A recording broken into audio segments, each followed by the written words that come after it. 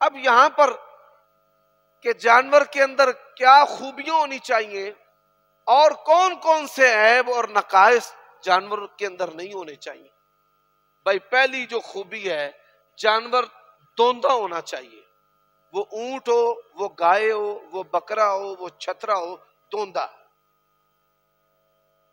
اب صحابی نے کہا یا رسول اللہ میرے پاس تو دودھ دینے والا جانور ہے. آپ نے فرمایا تو جزا قربان کر لے. اگر تیرے پاس کوئی اور جانور نہیں ہے، جزا کہتے ہیں 1 سال کا، کم سے کم 9 ماہ کا. 9 ماہ سے نیچے یہ 6 ماہ کا یہ پکا کھیرا ہے. یہ جاہل مفتی ہیں قیامت کی نشانیوں والے. نبی علیہ السلام نے فرمایا 2 دانتا جو ہے اس کو ذبح کرو. اگر یہ نہیں ملتا تو پھر جو ہے وہ جزا پکا جو کھیرا ہے پھر آپ اس کو قربان کر سکتے ہیں. سامعین محترم، کان کترے ہوں یہ عیب ہے، یہ قربان نہیں ہوتا. چوگا چھگا عیب نہیں. نبی علیہ السلام نے فرمایا مریل جانور قربان نہیں کرنا. اسی طرح جو جانور لنگڑا ہے وہ بھی قربان نہیں کرنا. اندھا اور کانا جو جانور ہے وہ بھی قربان نہیں کرنا. حضرت علی کہتے ہیں اللہ کے نبی نے ہمیں حکم دیا تھا ان نستشرف العین والاذن، ہم آنکھوں کو بھی دیکھیں، کانوں کو بھی اچھے طریقے سے دیکھیں. تو یہ جو جانور ہیں یہ قربان کرنے چاہیے جن کے اندر نقائص نہ ہوں، 2 دانتا ہو، مریل نہ ہو، چوگا چھگا ہونا یہ عیب نہیں ہے. یہ بھی مسنہ کے اندر ہی شامل ہے.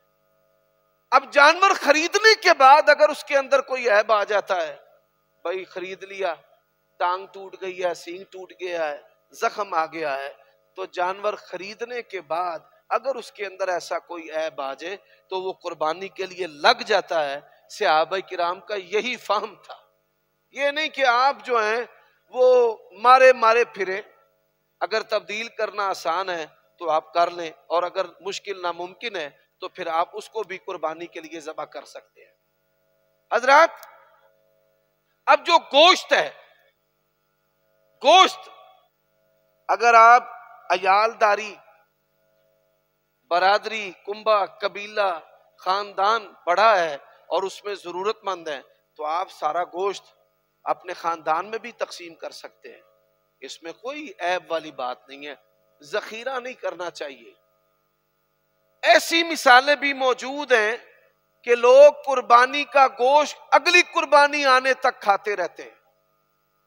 ایسی مثالیں بھی موجود ہیں. ایسا نہیں ہونا چاہیے. یہ جو طبیعت ہے اللہ تعالیٰ کی بارگاہ میں ایسی طبیعت سے بھی پناہ مانگنی چاہیے.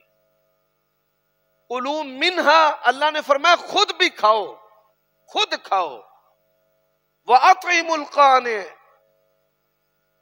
وَالْمُعْتَرَّ، فقراء کو بھی کھلائیں اور جو اغنیاء ہیں ان کو بھی کھلائیں.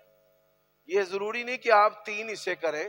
اللہ تعالیٰ نے اگر آپ کو غنی رکھا ہے تو آپ زیادہ بھی تقسیم کر سکتے ہیں، اور اسی طرح اگر ضرورت مند ہیں تو زیادہ اپنوں میں بھی تقسیم کر سکتے ہیں. ایسا کوئی شرعی حکم نہیں ہے کہ آپ 2 حصے کریں یا 3 حصے کریں تو پھر ہی آپ کی قربانی قبول ہوگی، ویسے نہیں ہوگی. حضرات جانوروں کو قربانی کے لیے کھلا پلا کر موٹا کرنا بھی صحابہ کرام کی سنت ہے. لیکن یہ اسٹیرائڈ لگا کر جانوروں کو تکلیف دینا اور فربا اور موٹا کرنا اور مقابلے میں پیش کرنا، یہ جاہلوں کی حرکتیں ہیں. یہ ظلم ہے جانوروں پر. اس سے وبا گوشت کے اندر بھی پیدا ہو جاتی ہے. اور کوشش یہ کرنی چاہیے کہ ایسے افراد جو مانگتے نہیں ہیں ان تک پہنچ کر ان کو گوشت جو ہے وہ دینا چاہیے. مسلمان غربا مساکین کو اپنی اس قربانی کے اندر شریک کرنا چاہیے.